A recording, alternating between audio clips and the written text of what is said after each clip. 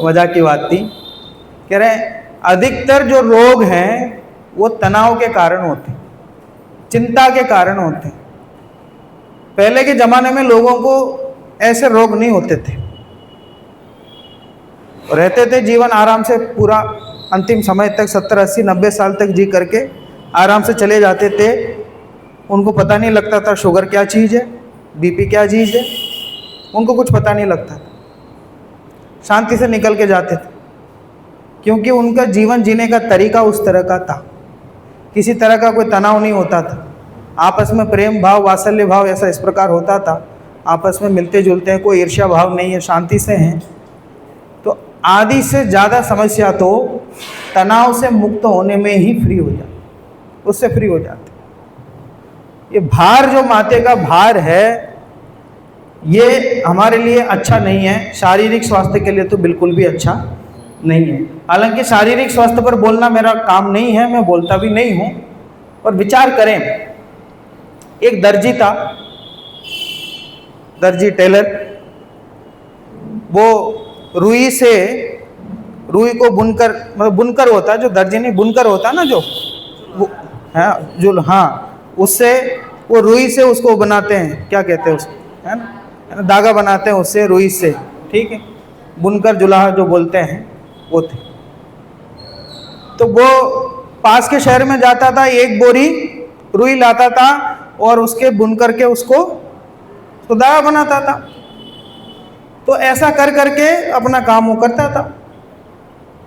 तो एक बोरी रुई में से धागा बनाने में उसको बहुत समय लग जाता, ठीक है। तो पूनम जी वैसा वो एक दिन गया कलकत्ता घूमने गया। कलकत्ता घूमने गया तो सब जगह देखता, तो एक फैक्ट्री में वहां पे उसमें गोडाउन में गया, उस गोडाउन में देखा दूर दूर तक रुई ठूस ठूस करके भरे हुए थे, बहुत बड़ा गोडाउन था, रुई ठूस ठूस के भरे हुए थे।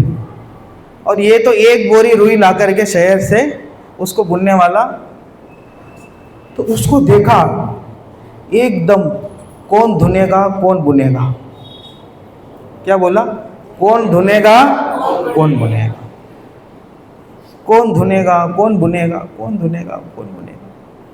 चिंता में पड़ गया, इतनी सारी रुई तो जीवन में मैंने देखी नहीं है, इतनी सारी रुई, इन रुइयों को धागे रूप में परिणमित कौन करेगा भाई। बहुत चिंता में पड़ गए, चिंता में पढ़ के परेशान होकर के चक्कर खा के गिर गया। डॉक्टर के पास ले गए, दवाइयाँ दी, लेकिन धीरे धीरे वजन कम हो गया, दूसरे रोग आ गए, परेशानी हो गई, पागल जैसा रहने लग गया। एक ही बात बोले, कौन धुनेगा कौन बुनेगा, कौन धुनेगा कौन बुनेगा, कौन धुनेगा कौन बुनेगा, इसी बात से परेशान है। उनके बच्चों ने हिंदुस्तान के सारे डॉक्टरों को दिखा लिया और कोई उससे ठीक नहीं कर सका, सारी दवाइयाँ देख ली, ठीक। किसी व्यक्ति ने कहा किसी मनोचिकित्सक को दिखाओ आप, ठीक है, किसी मनोचिकित्सक को दिखाओ, बोले ठीक है दिखाते हैं। अब उन्हें सब कोई फायदा तो है नहीं, सबको दिखा चुके हम, बोले अगर दिखाओ तो सही। तो वो गया, उनको ले जाके दिखाया, बोले क्या क्या देखा इन्होंने, क्या क्या वो सब बताओ। कि साहब ऐसी ऐसी बात है, काम करते हैं, एक बार कलकत्ता गए थे, वहाँ ने रुई का ढेर देखा, तो तब से कहते रहते हैं कौन धुनेगा कौन बुनेगा, इनका स्वास्थ्य बिगड़ने लग गया, बहुत परेशानी हो गई। बोले अच्छा ठीक है, समझ में आ गया समस्या क्या है, ठीक है। उनको बच्चों से कहा इनको तो घर छोड़ आओ, तुम छोड़ के आए, तुम एक काम करो, थोड़ा खर्च करो, अखबार में फ्रंट पेज में ये खबर निकलवाओ कि कलकत्ता के बहुत बड़े गोडाउन में, रुई के गोडाउन में आग लग गई है और सारी रुइयां जल करके राख हो गई, ये अखबार में लिखवाओ, ठीक है। उनने कहा कि साहब कहाँ खर्चा करवा रहे हो आप, पहले तो बहुत खर्च कर चुके, कुछ उसमें हुआ ही नहीं, इससे क्या हो जाएगा। बोले एक बार करो तो सही, इतना कर लिया तो और करके देखो, ठीक है। बोले ठीक है करके देखते हैं, अखबार में दे दिया और अगले दिन सुबह अखबार ले जाके रखा और जैसे ही उठ करके वो अखबार पढ़ा, सारी बीमारियां एक सेकंड में खत्म हो, चिंता किस बात की थी? कौन धुनेगा, कौन भुनेगा। और जैसे ही पता चला कि वो रुइयां तो जल गई, अब किसी के धुनने भुनने की बात नहीं है, वो चिंता दूर हो गई। चिंता दूर होते ही तबीयत एकदम सही हो गई, वापस सही हो गया, वो पागल नहीं हुआ। तो ये चिंता है, एक चिंता ऐसी है जिसकी वजह से बहुत परेशान रहता है जी। वो रुई तो वो ठीक है, उसका काम था, और हमारे पास भी कितनी रुइयां ऐसी फंसी हुई हैं पता नहीं, और जिनके माध्यम से हम निरंतर इसी चिंतन मनन में लगे हुए हैं, इसी की चिंता में लगे हुए हैं, इसी की चिंता में लगे हुए हैं। इसी वजह से स्वास्थ्य अपना खराब हो रहा है। केवल शारीरिक स्वास्थ्य नहीं, आध्यात्मिक स्वास्थ्य भी हमारा खराब हो रहा है। ठीक है, चिंता को चिता के समान कहा गया है। चिता जानते हैं ना, जब किसी मृत व्यक्ति को जलाते हैं लकड़ियों में, उसको कहते हैं चिता। तो एक संस्कृत श्लोक में ये कहा है, चिता जो है वो मृत शरीर को जलाता है। चिता जो है वो मृत शरीर को जलाता है, और चिंता जो है वो जीवित व्यक्ति को जलाता है। दोनों में अंतर है। मृत शरीर को जलाना चिता का काम है, और चिंता का काम क्या है? जीवित व्यक्ति को जलाना। ठीक है, आखिर हमारे चिंता करने से होगा क्या, ये सोचो। उससे कोई कार्य होने वाला है भी नहीं है। देखो, हमारे पास आत्मा में कितनी शक्तियां हैं? कितनी शक्ति है? 47।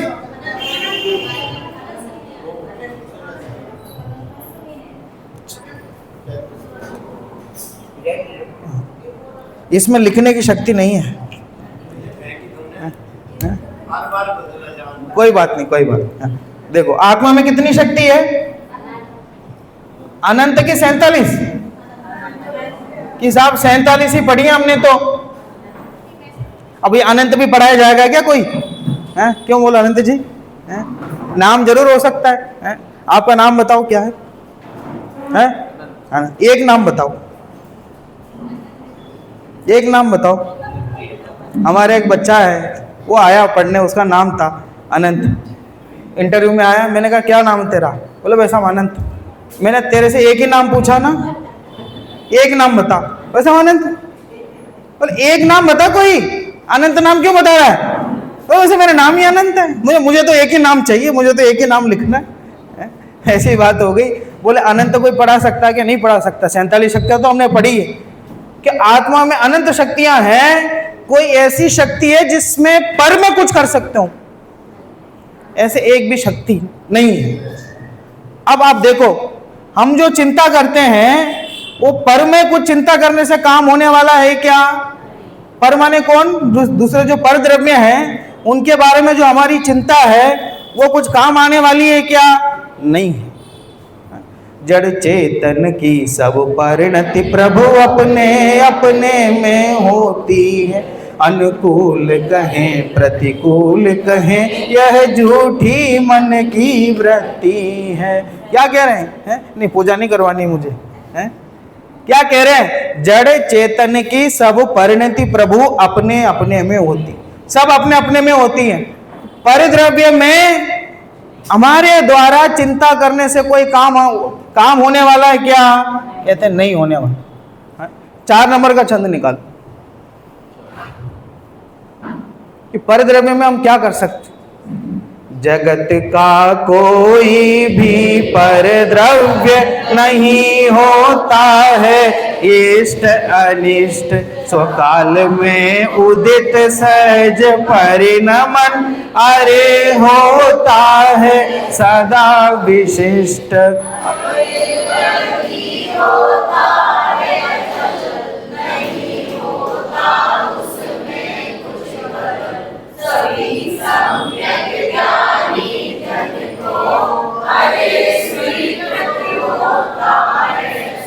देखो क्या कह रहे हैं कि जगत में कोई भी परिद्रव्य नहीं होता है इष्ट अनिष्ट। पहले तो सबसे पहले तो निर्णय हो जाना चाहिए कि कोई इष्ट अनिष्ट नहीं है। अपने परिवार वाले हमारे लिए इष्ट हैं, और जो अपने परिवार के विरुद्ध विचार रखें वो अनिष्ट। 2 भेद कर दिया। जो चीजें हमें खाने में पसंद है वो हमें इष्ट हो गई, और जो नहीं पसंद है वो अनिष्ट हो गई। वस्तु में भेद कर दिया।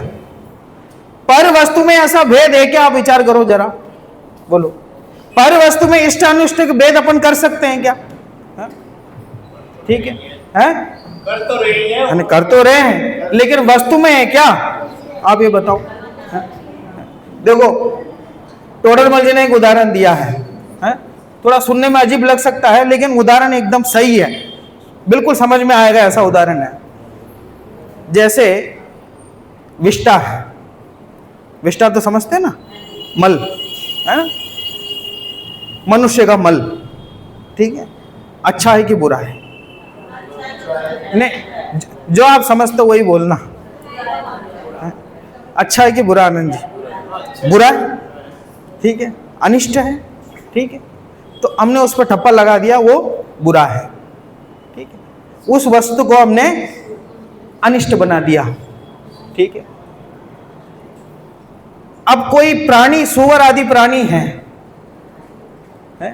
उदाहरण दिया टोडरमल जी ने, अब मेरे ऊपर मत कहना पंडित जी ऐसे उदाहरण मत दो आप, ठीक है। लिखा है, जब एकदम अच्छे से छांटा पड़ता ना तभी समझ में आता है साहब, क्या करें, ठीक है।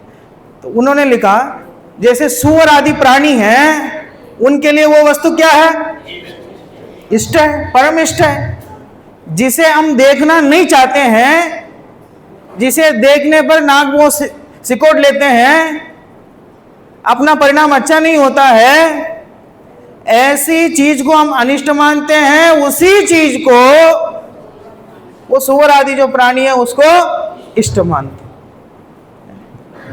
अगर वो वस्तु अनिष्ट होती तो सबको ही अनिष्ट होनी चाहिए, अगर इष्ट होती तो सबको इष्ट होनी चाहिए। किसी को तो अनिष्ट लग रही है और किसी को तो इष्ट लग रही है, और किसी को तो कोई मतलब ही नहीं है, ठीक है, उसको ना तो इष्ट है अनिष्ट है, ठीक है। तो ऐसा अगर हो रहा है, इसका मतलब ये तो पक्की बात हो गई है कि वस्तु में कोई इष्ट अनिष्ट बना नहीं है। तो इष्ट अनिष्ट बना कहाँ है? यहां है, अपनी मान्यता में है कि वस्तु को हमने इष्ट अनिष्ट मान लिया, परिद्रव्य को इष्ट अनिष्ट मान लिया।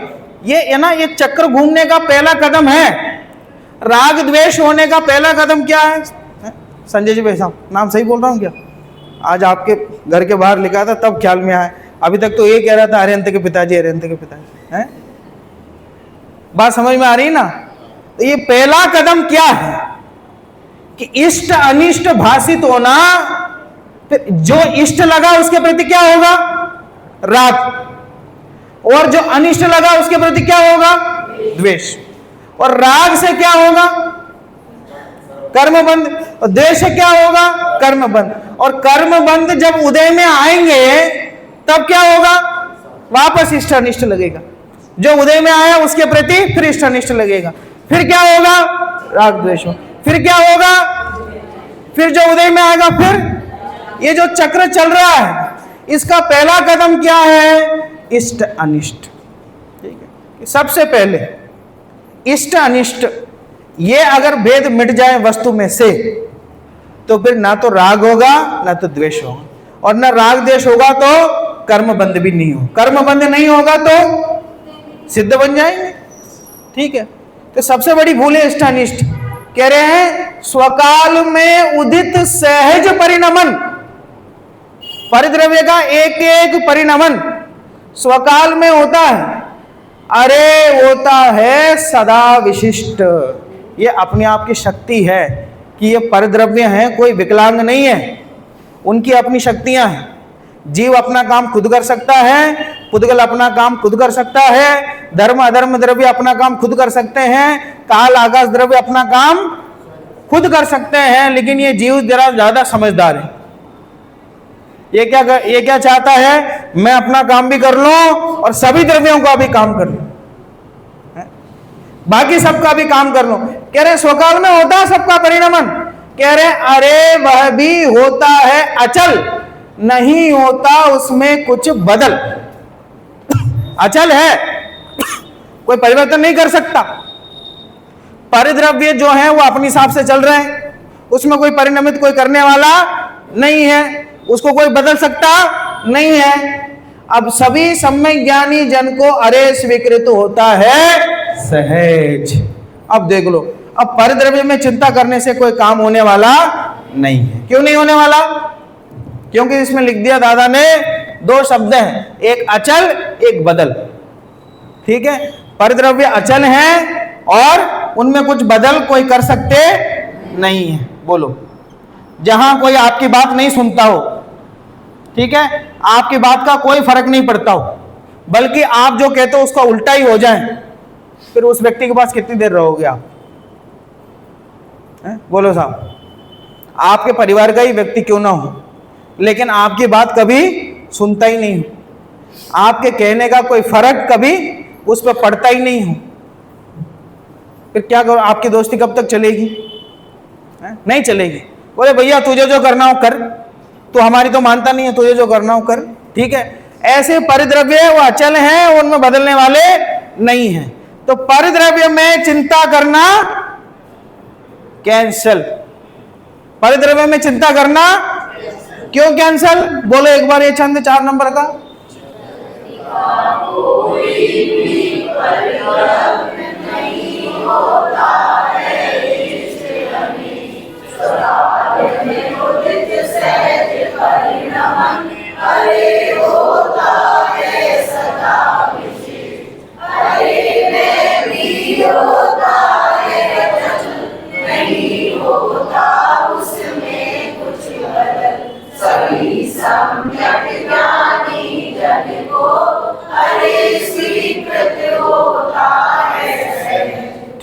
ठीक है साहब, परिद्रव्य की चिंता से तो हम मुक्त हो गए। परिद्रव्य को जो होना हो वो होने दो, कोई दिक्कत नहीं। ठीक है, कोई दिक्कत। स्वद्रव्य में तो कर सकता हूं, अपने आप में तो बदलाव नहीं कर सकता। दूसरों को तो कह के थक गया, दूसरा तो कोई नहीं मानता, सामने वाला तो नहीं मानता भाई साहब, तो हम क्या करें? अपने आप का तो कर सकते हैं कि नहीं? अपने आप की चिंता तो कर सकते हैं। अपने आप की चिंता करने का तो अधिकार दो, ये तो भारत देश भी देता है। ठीक है, स्वतंत्र नागरिक हैं कि अपनी चिंता तो करने दो। कह रहे अपनी चिंता करने से भी कोई फायदा होने वाला नहीं है। क्यों नहीं? देखो 9 नंबर का छंद निकालो। परिद्रव्य की तो कहानी खत्म हो गई, उसकी चिंता करने का कोई फायदा नहीं है। 9 नंबर का छंद देखो, अपनी चिंता भी करने से कोई मतलब नहीं है। सहजता सब द्रव्यों का भाव, सहजता किसी का हम पर कोई न भार, सभी हैं अपने जिम्मेदार, स्वयं के परिवर्तन का भार नहीं है हम पर, हम निर्भर, सहजता का सम्यक स्वीकार करे हम सबका बेड़ा पार। क्या कह रहे हैं? सहजता सब द्रव्यों का भाव। यहां भाव शब्द का क्या अर्थ है? यहां भाव शब्द का क्या अर्थ है? स्वभाव, स्वभाव, नेचर, है ना? इस सब का स्वभाव क्या है? सहजता है, सभी द्रव्यों का। अच्छा, सभी द्रव्यों में हम आते हैं कि नहीं? ठीक है, जब भी नियम बनाते हैं तो सबसे पहले क्या होता है? जो नियम बनाता है वही तोड़ता है। ठीक है, और विद्यालय में स्कूल बच्चे रहते हैं तो ऐसे नियम बनाते हैं ना, तो सबसे पहले क्या होता है? नियम बनाने वाला ही तोड़ता है। मैं कोई बात बोलूं, फिर मैं ही तोड़ूं उसमें, तो बच्चे बोले आकर वैसे आप तो कर सकते, कोई दिक्कत, ये तो नियम तो हमारे लिए है। ठीक है ऐसे कोई नियम आप बनाए हैं तो बोले तो बाकी सबके लिए, हमारे लिए थोड़ी है, हम तो नियम बनाने वाले हैं। वो एक बार गांधी जी के पास एक महिला अपने बच्चों को लेके पहुंची। गांधी जी के पास एक महिला अपने बच्चों को ले जाके पहुंची और बोले बहुत गुड़ खाता है, समझता ही नहीं है, इतना गुड़ खाएगा इतनी छोटी उम्र से ही तो इसके दांतें खराब हो जाएंगे, आंतें खराब हो जाएंगी, सब कुछ खराब हो जाएगा, आप इसको समझाओ साहब। ठीक है, गांधी जी ने कहा 1 हफ्ते बाद आओ। ठीक है, और महिला बोली देखो हम बहुत दूर से आए हैं, ये तो आपके दर्शन हो गए, आप जैसे बड़े व्यक्ति समझाएं तो बच्चा समझ जाएगा, इसलिए हमने आपसे कहा है, पर इतने दूर जाके वापस आना हमारे लिए बहुत भारी बात है, आप अभी समझा दो तो ज़्यादा अच्छा रहेगा। बोले कोई बात नहीं, आने जाने का पैसा हमसे ले लेना, लेकिन आना 1 हफ्ते के बाद ही। ठीक है, चले गए। 1 हफ्ते बाद आए और बच्चों को बुलाया कि बच्चा देखो गुड़ नहीं खाते हैं, गुड़ बहुत ज़्यादा खाना बुरा होता है, तो कम करो, स्वास्थ्य के लिए अच्छा नहीं है। समझाया, भेज दिया, बच्चों को भेज दिया। महिला रुकी रही, महिला ने पूछा है इतनी बात क्यों नहीं थी, बस है इतनी मुझे लगा कोई प्रयोग करके दिखाओगे, इतनी बात क्यों नहीं थी, इतनी बात के लिए 1 हफ्ते के बाद बुलाए, इतना परेशान किया। भले पैसा आपने दिया, लेकिन आना जाना तो हमको ही किया, हमने किया ना, मेहनत तो हमें होती ना। तो गांधी जी बोले देखो इसमें एक बात है। बोले क्या? कि 1 हफ्ते पहले तक तो मैं भी बहुत गुड़ खाता था, मेरी आदत थी, मेरी ये आदत थी, मैं बहुत गुड़ खाता था। अब मैं खुद गुड़ खाऊं बहुत और बच्चों को समझाऊं, ऐसा कैसे हो सकता है? इसलिए 1 हफ्ते तक मैंने रोक के देखा, अब मैंने अभी अभ्यास बना लिया है। अब बच्चों को लेके आए, अब मैंने उसको समझा दिया, ये बात। ठीक है, तो ये सोचे, नियम बनाने वाला तो ये सोचे कि साहब हमारे लिए नियम नहीं है, ये काम यहाँ नहीं चलेगा। क्या कह रहे हैं? सहजता सब द्रव्यों का भाव, सभी का भाव है, तो सबका है तो मेरा है कि नहीं है? आपका है कि नहीं है? हम सबका है कि नहीं है? सबका है। किसी का हम पर कोई ना भार, किसी का कोई भार हम पर नहीं है। बताओ क्यों नहीं? उनको बोलने दो। हाँ बोलो, कोई नहीं तो ट्राई करो, बोले साहब किसी का भार क्यों नहीं है? हैं? पूरे घर का भार नहीं बैठे। अरे पहली लाइन से बोल सकते हो आप, बोलो। नहीं नहीं नहीं बोलो, इंजीनियर साहब बोलो। अरे बहुत अच्छा जवाब है इसका, आप दे दोगे तो आज पुरस्कार दे देना, जो जवाब दे दे उनको आप, ऐसे ऐसा जवाब है। हैं? नहीं ये तो है। और अरे जब सब द्रव्य अपना अपना काम कर रहे हैं, तो किसी का भार हमारे माथे पे कैसे आ सकता है? आप अपने काम कर रहे हैं, मैं अपना काम कर रहा हूं, ये अपने काम कर रहे हैं, तो इनके काम करने का भार मेरे माथे पे क्यों आएगा जब इनका काम वो खुद ही कर रहे हैं? ठीक है, सामने वाला दो बच्चा खाना नहीं खाए तो उसका भार माथे को उठाना पड़ता है। माता होती है वो जबरदस्ती पीछे पड़ती। बच्चा अपने आप खाना खा ले तो, अपने आप ही टाइम पे आए खा ले तो, पति भी टाइम पे आ जाए, सारा काम खुद कर ले तो, घर के बुजुर्ग है वो भी सारा काम खुद कर ले, फिर महिलाओं का टाइम पास नहीं होगा। फिर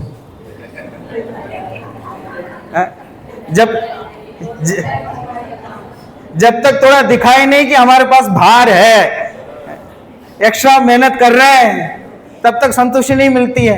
ये कह रहे हैं कि सारा काम सब सारे द्रव्य अपने आप कर रहे हैं, तो किसी का भार हमारे माथे पे कैसे आ सकता है? ठीक है, सभी एक से हैं। देखो सभी अपने जिम्मेदार, अपनी उनका जो परिणमन हो रहा है उसका जिम्मेदार कौन है? सब अपने उनके हैं। ठीक है कि साहब कोई बात नहीं, उनको छोड़ दो, मैं अपना तो कुछ कर सकता हूं। कह रहे स्वयं के परिवर्तन का भार नहीं है हम पर, हम निर्भर।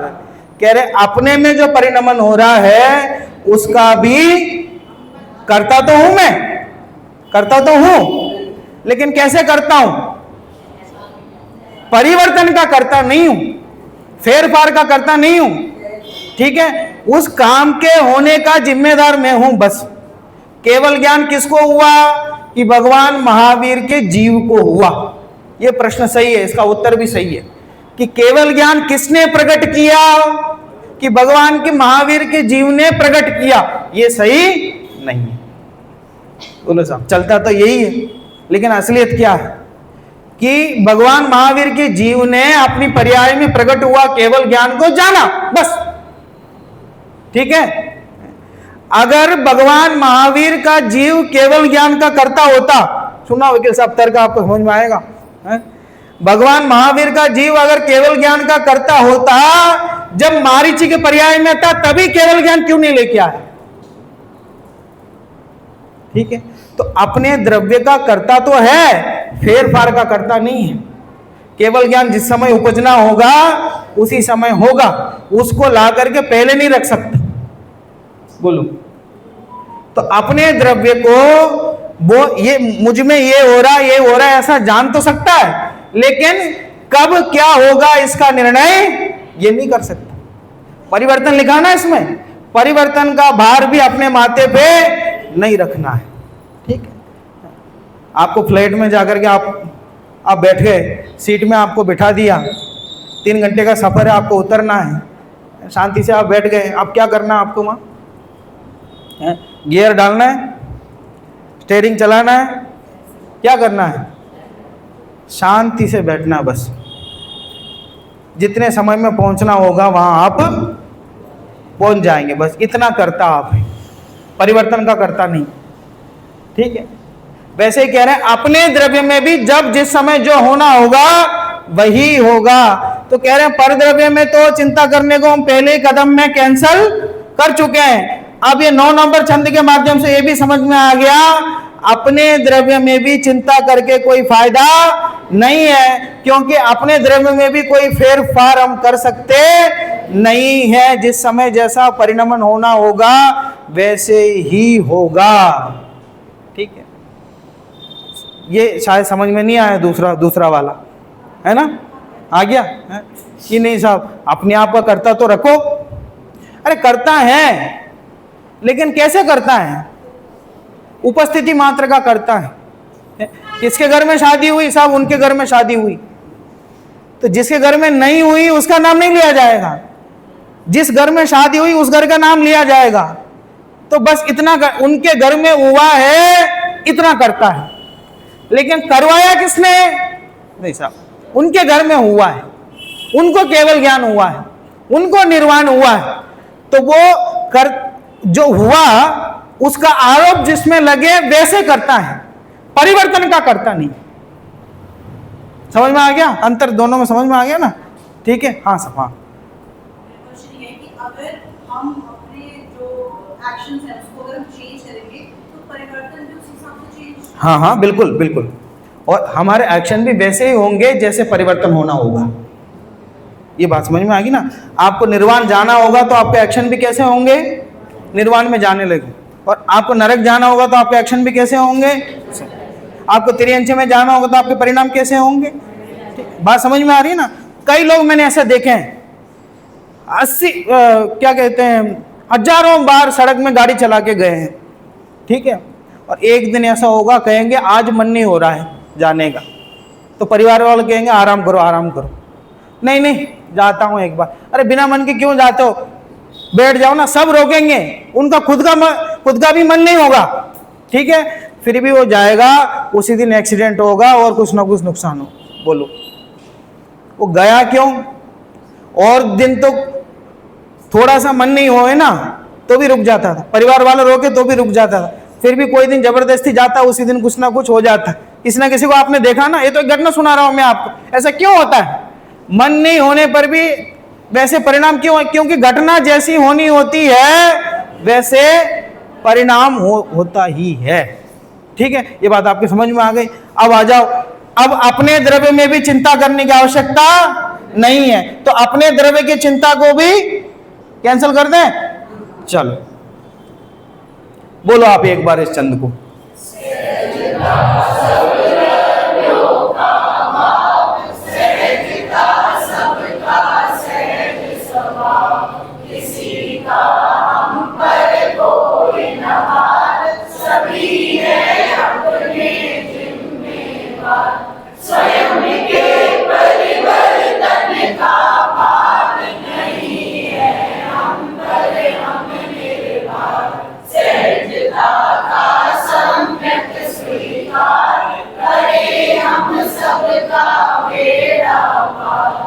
अब सब ठीक है, अपने परिवार वालों को कुछ नहीं कर सकता, कोई दिक्कत नहीं, अपने आप में भी कुछ नहीं कर सकता।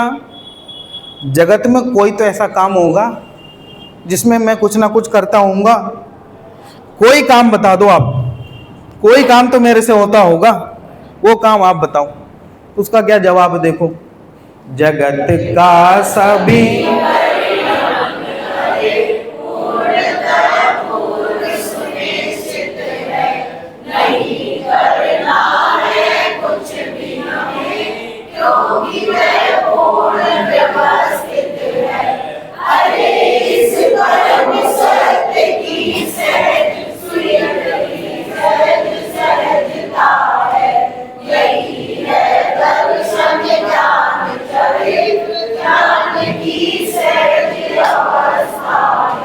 क्या कह रहे हैं? जगत का सभी परिणमन अरे पूर्णतः पूर्व सुनिश्चित है।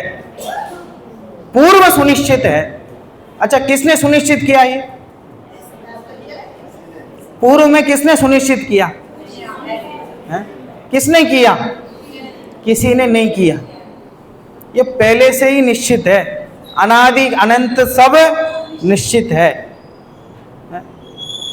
कि भगवान महावीर के ज्ञान में जो झलका होगा तो पूरा तीन काल, भूतकाल, वर्तमान और भविष्य तीनों झलकते हैं कि नहीं है? तीनों झलकते हैं ना। अगर भविष्य झलक रहा है इसका मतलब क्या है? भविष्य निश्चित नहीं होगा तो झलक सकता है क्या? नहीं सर, भविष्य झलक रहा है इसका मतलब क्या है? निश्चित। तो हमारा भविष्य निश्चित है कि नहीं है? हम हमारे भविष्य को लेकर के निश्चित है कि नहीं है? भविष्य तो निश्चित है, लेकिन हम हमारे भविष्य को लेकर के निश्चित नहीं। अच्छा, मैं पूछता हूं, जैसे भगवान के ज्ञान में आया है उसके अलावा भी कुछ हो सकता है क्या? जैसे भगवान के ज्ञान में आया है, जैसे भगवान ने देखा है भाई साहब, उसके अलावा भी कुछ हो सकता है। जैसे होना है उसके अलावा भी कुछ हो सकता है। फिर चिंता करके क्या फायदा? जो भी हो रहा है इसका मतलब साहब एक्सीडेंट हो गया, हम गए हैं, ठीक है, बहुत अपन चिंता में पड़ते हैं। अब अगर नहीं होना था, एक्सीडेंट हुआ, ऐसा होता तब तो चिंता करना वाजिब है, ठीक है। नहीं होना था तो हुआ तो चिंता करना वाजिब है। ऐसा ही होना था, ठीक है, कि नहीं नहीं साहब अगर मैं थोड़ा सा स्टीयरिंग इधर घुमा लेता हो सकता है एक दो लोग बच जाते। ऐसा हो सकता था? ऐसा हो सकता था? ऐसा नहीं हुआ।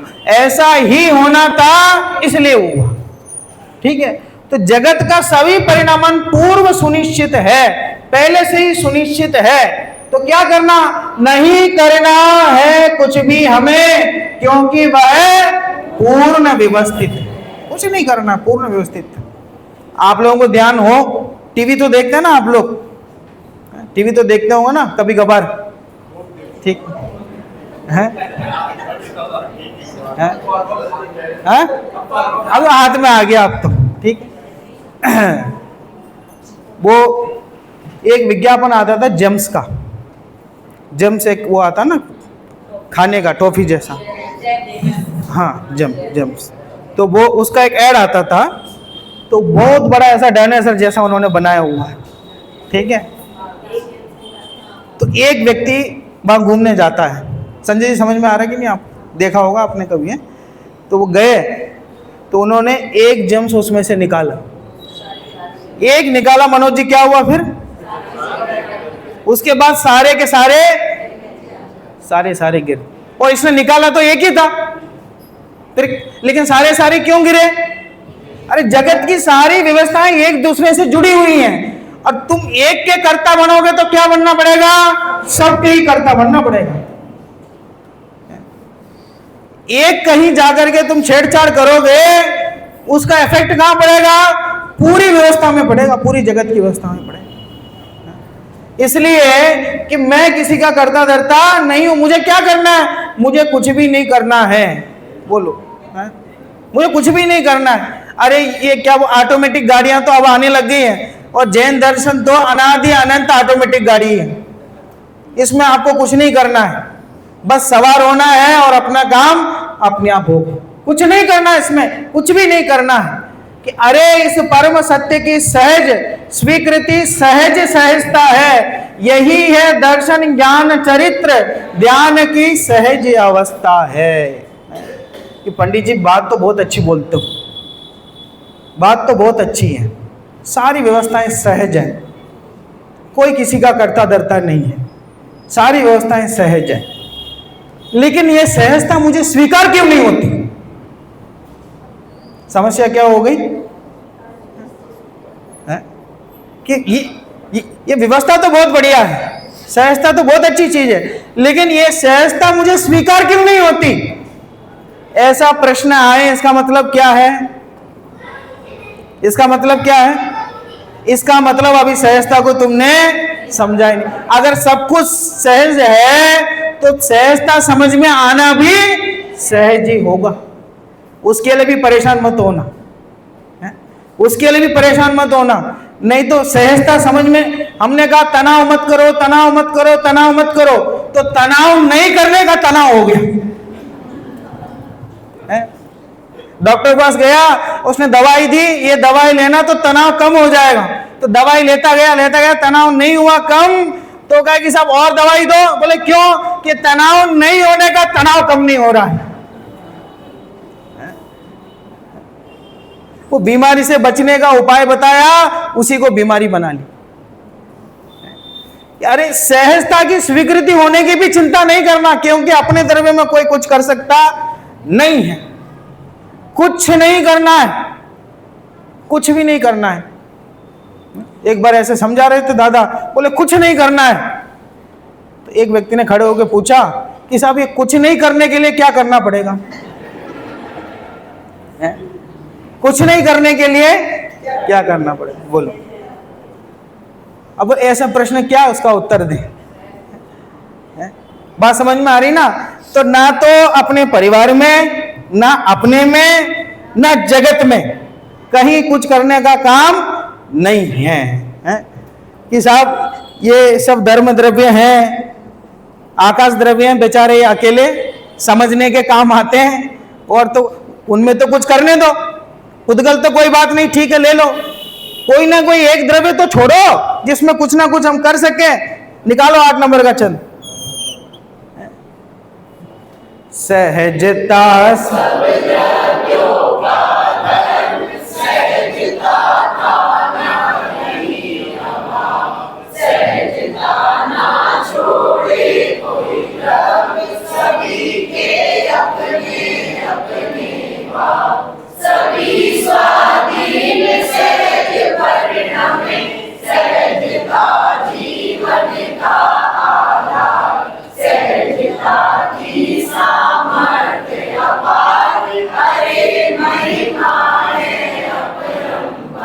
बोलो साहब, अब कौन से द्रव्य में क्या करने को रह गया? हाँ, बोलो।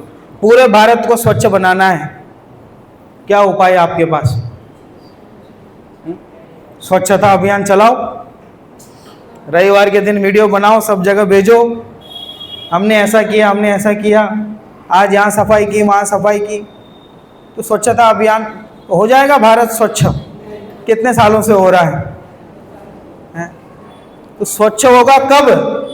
जब हर व्यक्ति अपना घर स्वच्छ रखेगा तो पूरा भारत अपने आप स्वच्छ हो जाएगा। हर व्यक्ति अपना घर स्वच्छ रख लेगा तो पूरा भारत अपने आप स्वच्छ हो जाएगा। आपको पूरा भारत थोड़ी स्वच्छ करना है, आपको तो केवल अपना घर स्वच्छ करना है। सब व्यक्ति अपना अपना घर स्वच्छ करेंगे तो ये अपने आप पूरा भारत स्वच्छ हो जाएगा। तो कह रहे हैं कि बस हमें तो अपना, मैं जो द्रव्य हूं, मेरा जो काम है जानने देखने का, वो काम मुझे करना है, बाकी सब द्रव्य अपने आप कर रहे हैं, कोई उससे कुछ लेना देना नहीं है। बोलो बोलो साहब मनोज जी, है जब यात्रा लेके जाते हो 300-400 लोगों को लेके ट्रेन में, नींद आती है फिर? आपको पता था बाल झड़ने का कारण क्या है आपका?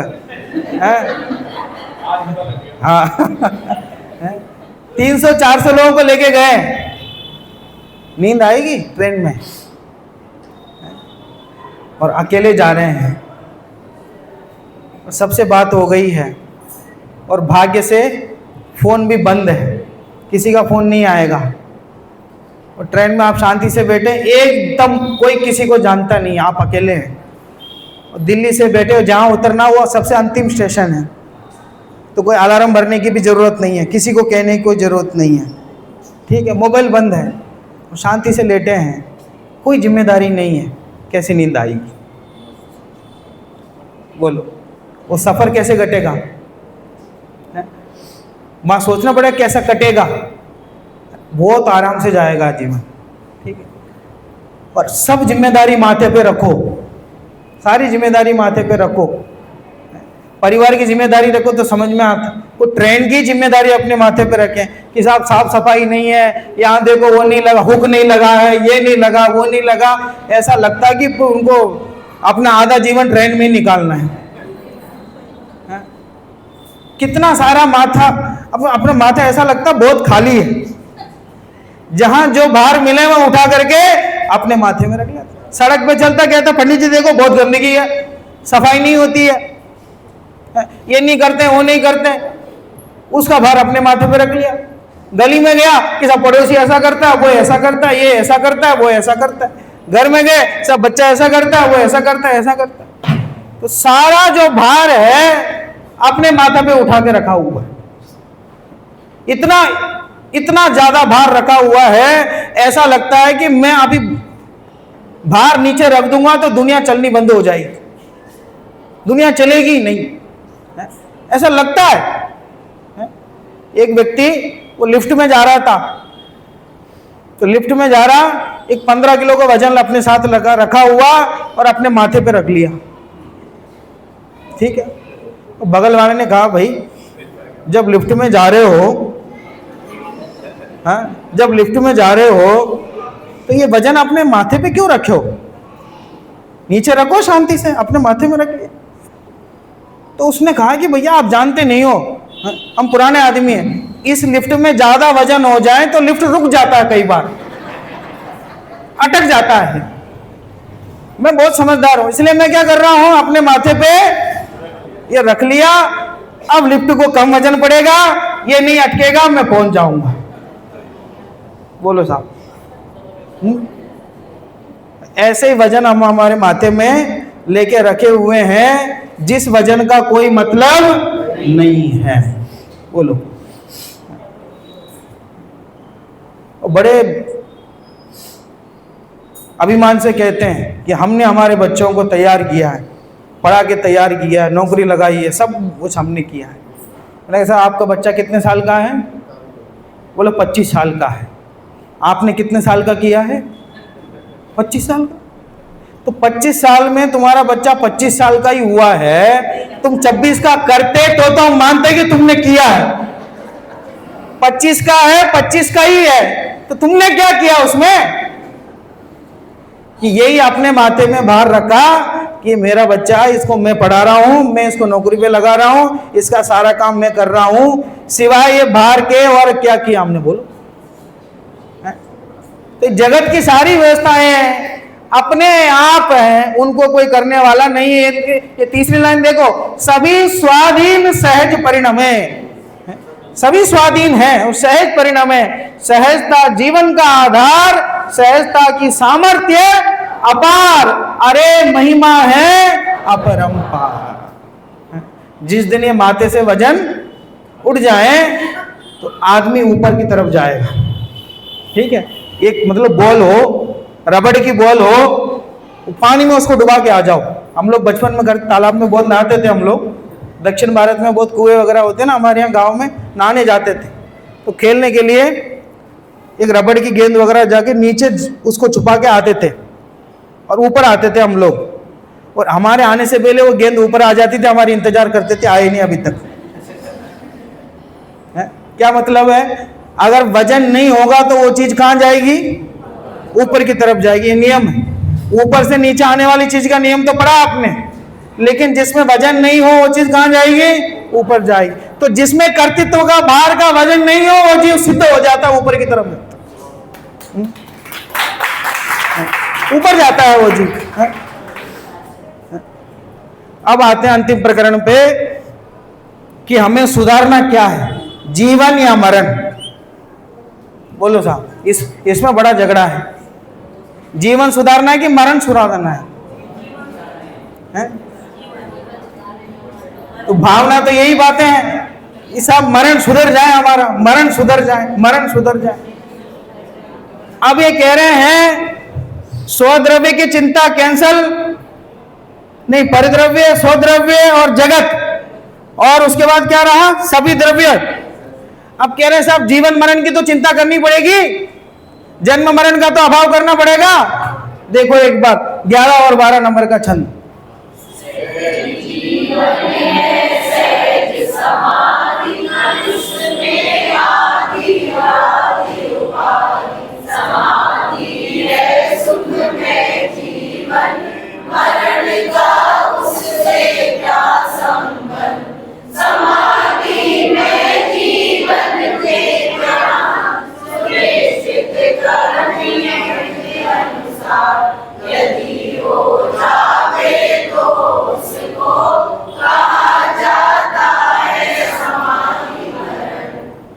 अगला 12 भी।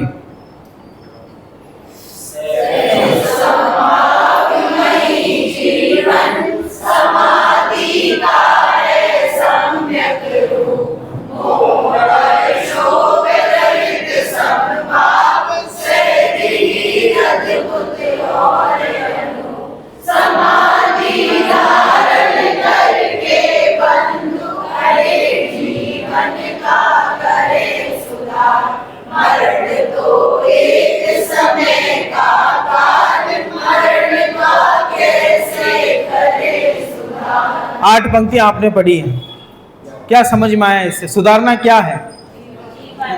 एक छोटा उदाहरण देता हूं, समझ में आया।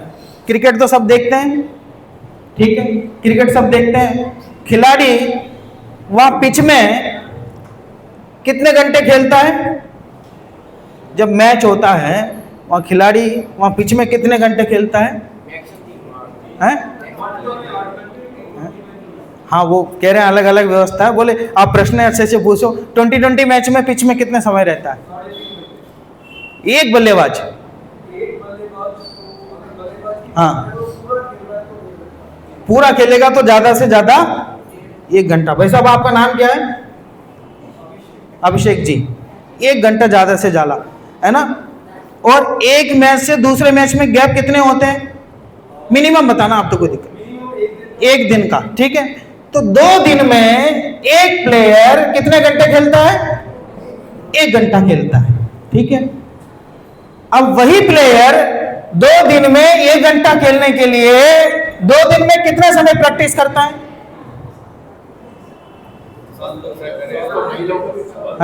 वो भी मिनिमम बताओ आप चाहे।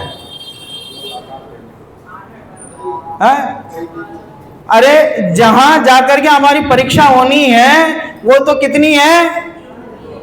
थोड़ा सा समय, पर उसकी तैयारी कितनी? पूरे साल है ना। तो बोले वो 1 घंटे खेलने के लिए इतनी तैयारी करता है, तो मरण का समय कितना? 1 समय।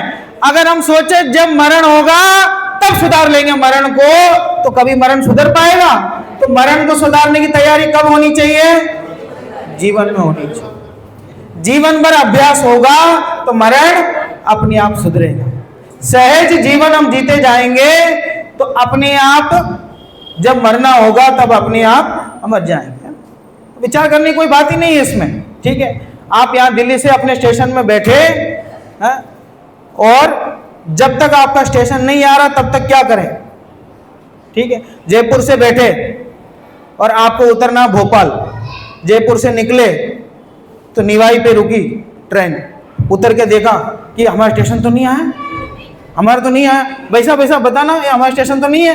कि नहीं साहब वो सुबह तक आएगा, आप निश्चिंत होकर बैठ जाओ। बोले ठीक है। फिर सवाई माधोपुर आया, अरे भैया भैया भैया बताना हमारा स्टेशन तो नहीं है, हमारा स्टेशन तो नहीं है, हमारा स्टेशन। हर स्टेशन में उतर के देखोगे तो क्या जल्दी आ जाएगा तुम्हारा स्टेशन?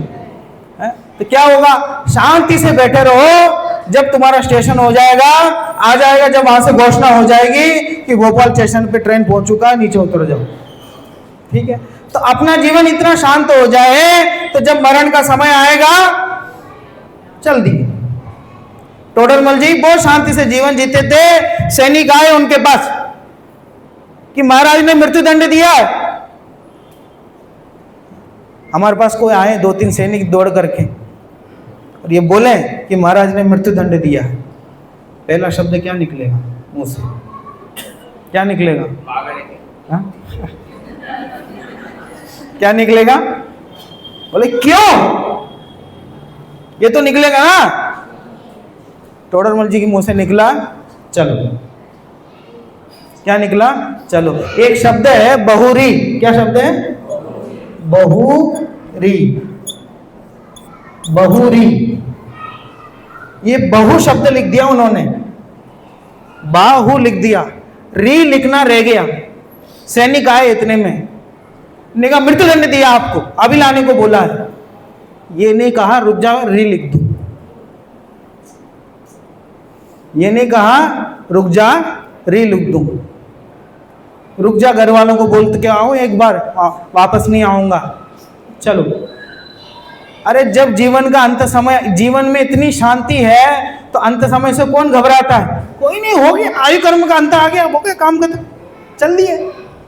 और सामने गजराज खड़ा हुआ है और जो सैनिक है वो सुई चुबा रहा है कि पैर रखो इनके ऊपर, और वो घबरा रहा है, वो पैर नहीं रख रहा। तो गजराज को समझा रहे हैं कि तुम अपना काम करो, जब राजा ही यहाँ का अंधा हो गया है तो तुम्हें क्या करना है इससे, तुम अपना काम करो। बोलो। उनकी मृत्यु के लिए जो हाथी है वो उसको ही समझा रहे हैं, कह रहे तुम अपना काम करो, चिंता मत करो। ये सब बात, इतनी हिम्मत, इतना धैर्य कहां से आया? सभी द्रव्यों का सभी परिणमन सदा सहज ही होता है, ठीक है, उसको कोई परिवर्तन करने वाला नहीं है। इसलिए जो व्यक्ति ऐसा सोचता है कि मैं तो मरण सुधारूंगा, भैया मरण तो जब होगा तब होगा, जीवन सुधार लो तो मरण अपने आप सुधर जाएगा। अब आखिरी बात कि साहब ये नई चीज कहां से लेके आए आप? हमने तो सुना है सम्यक दर्शन ज्ञान चारित्राणि मोक्ष मार्ग, तत्वार्थ श्रद्धानम सम्यक दर्शनम, हमने तो ये सुना है। ये सहजता कहां से लेके आए? आज आप आके कहते हो कि सहज हो जाओ तो मुक्ति की प्राप्ति हो जाएगी, मोक्ष की प्राप्ति हो जाएगी। कल कोई और आएगा वो कहेगा वो कोई और चीज है। इस सहजता से मुक्ति की प्राप्ति है। हमने तो सम्यक दर्शन से सुना, ज्ञान से सुना, चारित्र से सुना, ध्यान से सुना है। इस सहजता कहाँ है? इसका आगम प्रमाण क्या है?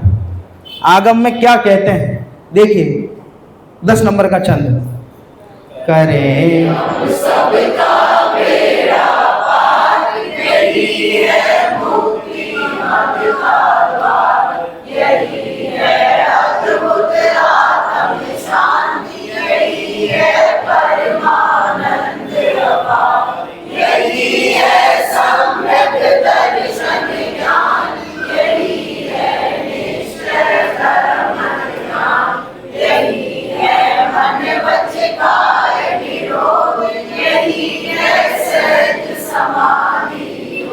अब भैया उसको तुम सम्यक दर्शन बोलो, सम्यक ज्ञान बोलो, सम्यक चारित्र बोलो, ध्यान बोलो, योग बोलो, निश्चय धर्म ध्यान बोलो, आत्म शांति बोलो, जो बोलना हो बोलो, लेकिन सहजता ही उसका असली नाम है। मैं अपना और परद्रव्य का किसी का कोई कर्ता धर्ता नहीं हूं, कोई मेरा कर्ता धर्ता नहीं है, ना मैं पर में कुछ कर सकता हूं, ना सो में कर सकता हूं। ऐसा अपने माथे में जो भार रखा है, किसी के भी कर्तृत्व गोत्रत्व का जो भार हमारे माथे में हमने रखा है, उसे उठाओ और अभी फेंक दो, अभी सहज हो जाओ। अभी सहज हो गए तो अभी मोक्ष है। जिस दिन सिद्धशिला में जाने का समय आएगा उस दिन जाएंगे। बाकी जो कार्य जिस समय होना होगा, भगवान ने जैसा देखा होगा वैसे ही होगा। हमें तो इसी समय से सहज होना है, यही इसकी चर्चा है। सबसे अंतिम छंद निकालो भैया, सबसे अंतिम, उसको और पढ़ते हैं फिर चर्चा पूरी करते। सभी सहज ही परिणमे अपने क्रम अनुसार, परिवर्तन संभव नहीं, करो सहज स्वीकार, करो सहज स्वीकार, चित्त को ना भरमाओ, सहज भाव से अपने आत्म में आ जाओ, अपने को तो अपना आत्म परम शरण है, मुक्ति मार्ग में श्रेष्ठ कार्य आत्म अनुभव है।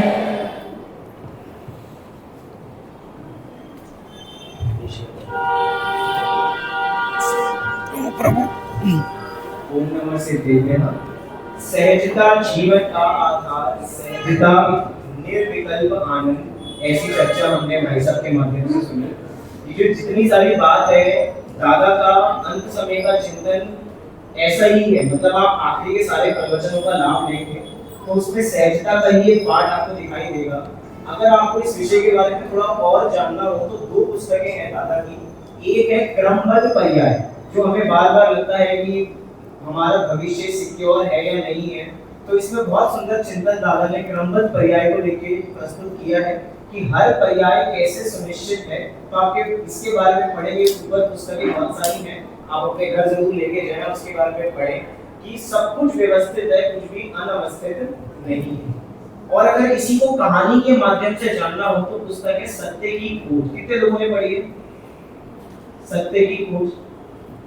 बहुत लोगों ने नहीं पढ़ी। सत्य की खोज में विवेक और रूपमती की बहुत सुंदर कहानी है। 20 चैप्टर है। उन 20 चैप्टर में विवेक, जैसे उसका नाम है, वो विवेकवान है, बार बार रूपमती को समझाता रहता है। रूपमती अपने ज्ञान को लेके व्यवस्थित नहीं है, अपने श्रद्धान को लेके व्यवस्थित नहीं है। वही सारा श्रद्धान की पर में करना, स्व में करना, जगत में करना, और विवेक उसको अपोजिट यही सारी चीजें समझाता है। तो इन दो पुस्तकों के माध्यम से आप ये सारा चिंतन पढ़ सकते हैं। ऊपर पुस्तकें निःशुल्क हैं, आप सभी उसको जरूर उसका अध्ययन करें, लेके जाएं। वापसी यहीं पे रख जाए, पढ़ने के बाद दोबारा नई पुस्तक ले जाएं, लेकिन पढ़े जरूर। निःशुल्क है सारी पुस्तकें। अभी चेवानी कल का परिचय दें। कल रात्रि में प्रवचन के पश्चात एक 15 मिनट में एक विशेष कार्यक्रम होगा, तो हमारे सभी जो समाज वाले हैं, कमेटी वाले, सब अवश्य उपस्थित रहें। कल रात्रि के प्रवचन के बाद एक विशेष परिचय का प्रोग्राम है।